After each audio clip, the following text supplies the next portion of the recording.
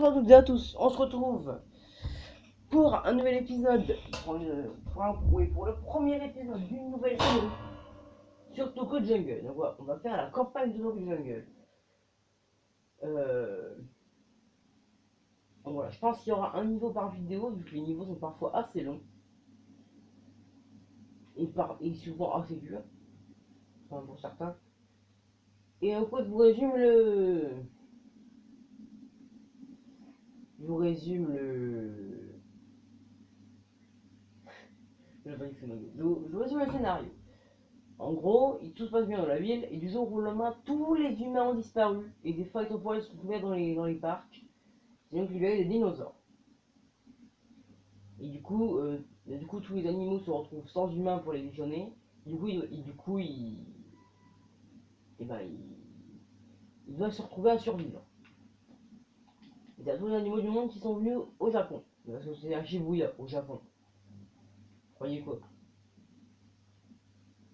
Le pire, je crois que c'est un jeu d'une boîte américaine. Du moins, il me semble. Hop, on rentre.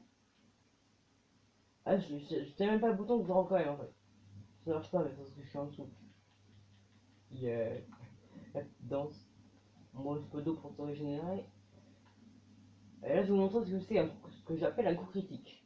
En gros, la cible ne vous voit pas, et vous appuyez sur R1, qui va faire un petit dash de morsure, sur du coup, sur une bestiole. La bestiole visée quand les crocs sont rouges. Sinon, vous ratez votre coup, passez à côté, l'ennemi vous met une patate.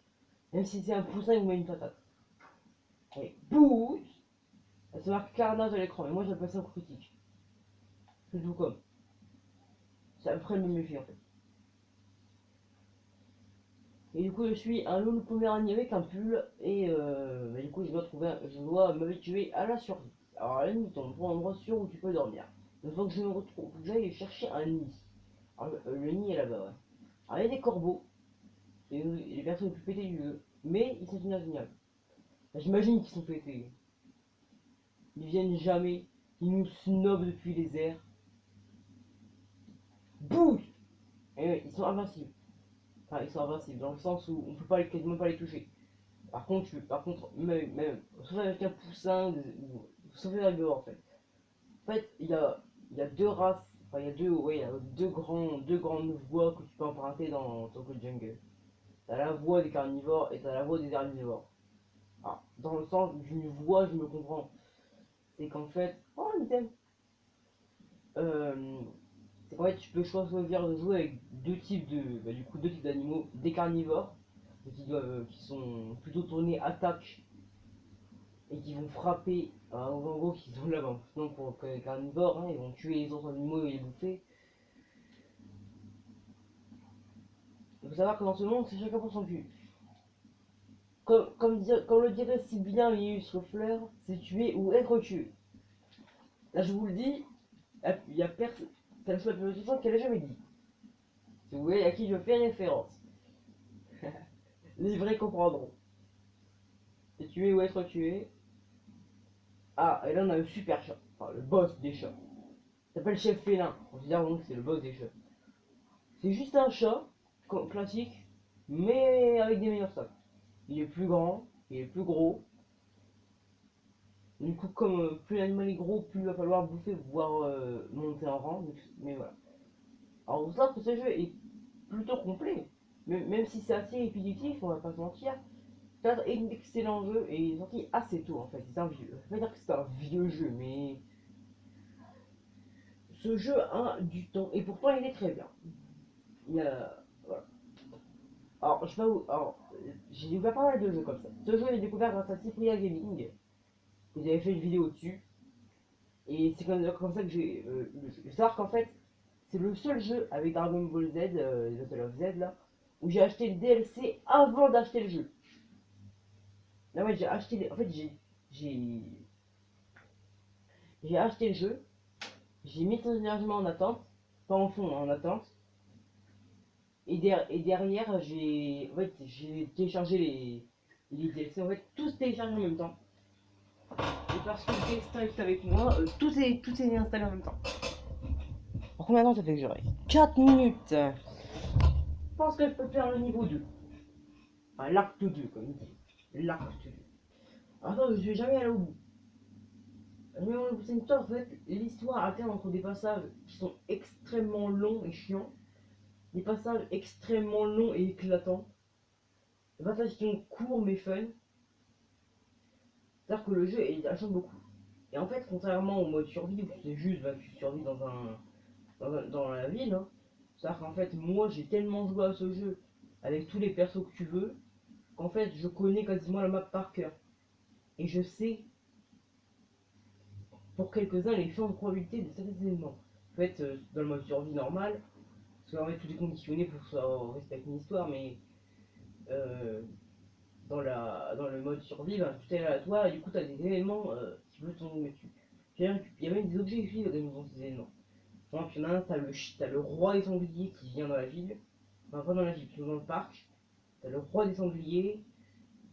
T'as un autre moment, t'as le roi des poules. T'as pas que des rois qui viennent, hein. T'as le roi des poules, le roi des sangliers, donc il y a le roi des Tosainu. Mais ces chiens qui ont une peau un peu bizarre, une peau fritée là. Vous savez, les chiens qui ont perdu leur passé là. Voilà, ces machins là. Même si je trouve que c'est plutôt laid ces chiens là. Euh, y a leur chef, il y a leur patron, et si tu le tues, et que tu es aussi un Tosainu, tu peux prendre son costume, et tous les animaux plus faibles que toi te casseront à ta vue. Ce qui impose quand même un petit peu le respect. Ce qui impose le respect quand même. C'est la tenue du respect. C'est ça qui est bon. La tenue du respect.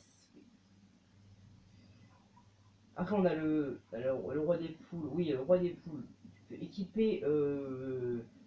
il donne un costume avec tous ces larbins, donc des poussins. On équipe d'un objet qui en fait... Ouais, non, quand tu le tues, il te drop un objet qui est en fait un costume de poule, un costume de super poule pour les poussins. En gros, si tu construis un poussin, tu équipes ça et tu les capacités une poule. Alors voilà. Alors là, ouais, on a une femelle avec des cœurs roses. La femelle, ce qui est, le jeu appelle ça une femelle de première classe. On appelle ça une gosse de riche, mais bref. En gros, c'est celle qui va donner les meilleures portées, mais qui est la plus hardcore à choper. Et là, on a des chats, très bien. Alors moi, j'aurais rien à faire des chats. Ah, je vais les semer. Alors en fait, tu peux appuyer sur triangle pour envoyer mes compagnons, donc que ce soit mes frères, ma meuf, n'importe qui d'autre qui me suit, pour attaquer en fait, quand je suis un carnivore. Mais quand je suis un herbivore, je peux appuyer sur triangle pour faire une crise d'épilepsie. True story de ouf, ça marche. J'ai essayé, ça m'a même sauvé la vie une fois. Je vous restitue la scène. Vous êtes un petit fan. Un fan tout petit tout fait qui a peine sorti du bide de sa mère. Ouais, moi il me semble. Jusqu'à preuve contraire, ça ne font pas d'œuf. Et euh, Et du coup, il est à peine sorti du nid familial que ben, y a un guépard qui le poursuit. On était à 3. On était à 3 loulous. 3 loulous, 3 fans. Et alors j'ai dû faire le sacrifice ultime. C'est qu'en fait j'ai appuyé sur le triangle pour que l'un fasse une crise d'épilepsie et se fasse bouffer par le guépard pour qu'on nous on puisse se distancer. Ah non, je vais mourir. 8, 9, 8, 7, 6, 5, 4, 3, 2. Je vais mourir. Je vais le laisser. Je vais le laisser entrer bientôt. J'ai pas envie de crever. De toute façon, je vais crever. Je vais. En fait, lui à bloc, vous voulez l'affronter. Et lui, il est pété en fait. C'est le roi des sangliers, il est quasi invincible. Je lui fais des dégâts, ça lui fait rien. Réussir à le tuer, c'est de donner un achievement. Un profil d'or. Un chemin. Une faut RT la mort. RT c'est triste. Et du coup, t'as un autre type de femelle. T'as la femelle avec des cœurs blancs. C'est la femelle classique. Elle donne une portée sympa. Et bon, pas non plus une portée extraordinaire avec des bonus de taré. Mais bon, elle est plus sympathique.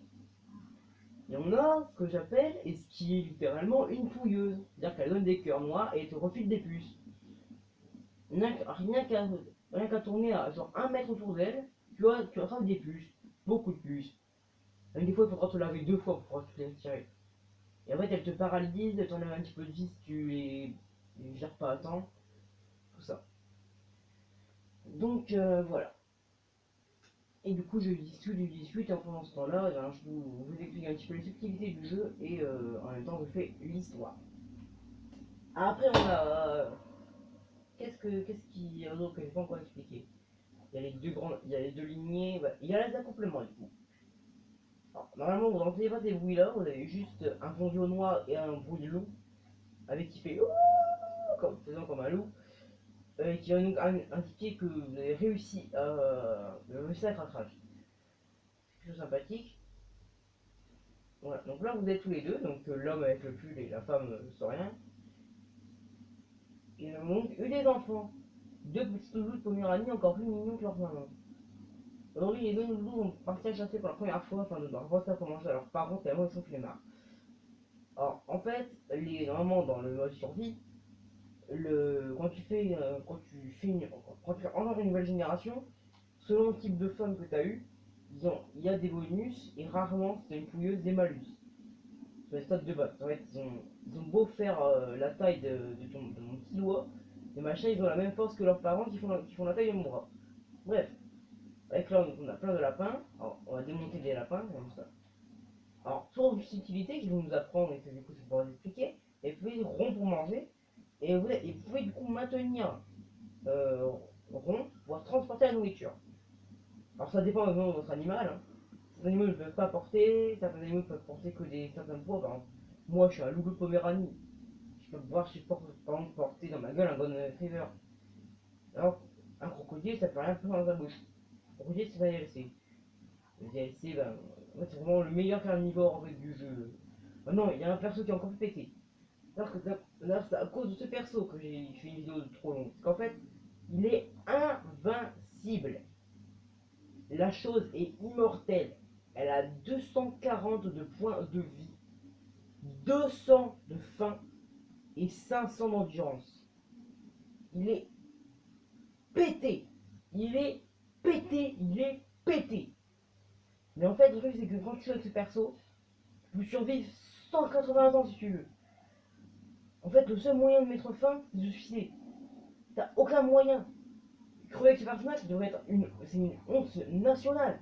Hop, esquive. Boum. Oui, il y a des crocs violets qui vont apparaître, c'est-à-dire que c'est les ennemis qui tentent de me charger de manière critique. Ils font mal, lui, en fait. Allez, frérot, attaque. Tiens, bouffe ça. Alors, les frérots sont invincibles. Enfin, les frères et les femelles, enfin, tous tes compagnons sont invincibles. Il n'y a que le bateau que tu joues qui est tuable. Et en fait, si tu as du coup une portée en pas femelle, ça remonte avec tes frères.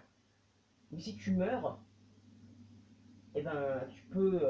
Maintenant, tu prends le contrôle du frère suivant. Enfin, du tour du frère, hein, je sais pas. Dans le jeu, à part avec les lions, tu peux choisir d'être une lionne ou un lion, qui sont bien différents, vu qu'ils n'ont pas de crinière, ils sont plus élancés. Même la lionne, hein, joue plus sur la défensive, elle est plus rapide, plus agile, et tient plus la fin que le lion qui lui est plus offensif et démonte sa tronche. Le lion c'est peut-être même l'un des meilleurs qui n'est pas DLC. Les chevaux grandissent de plus en plus. Bon voilà. Donc le Poméranie, alors je trouve que pour moi c'est les meilleurs chiens, même si du coup moi je suis plutôt chat. Si je devais avoir un chien, ce serait celui-là. Il est trop kawaii, regardez-le, il est complètement inoffensif. Même si c'est un démon de futur à tous comme les chats, ben tu lui feras jamais rien de mal parce que tu crois qu'il est vraiment gentil. Donc voilà qui va achever ce premier épisode du. On peut considérer ça comme un let's play. Un petit let's play de Tokyo Jungle, alors je pense que j'en ferai une playlist à part entière, et du coup j'ai fait les deux premiers niveaux. C'est-à-dire qu'il y a d'autres types de niveaux, hein. Il y a aussi les types, il y a des niveaux d'infiltration et des niveaux de baston. Mais là c'est une phase de niveau, il faut juste suivre un niveau objectif, tout simplement. Donc, je vais vous dire au revoir, bye, ne pas être live sinon.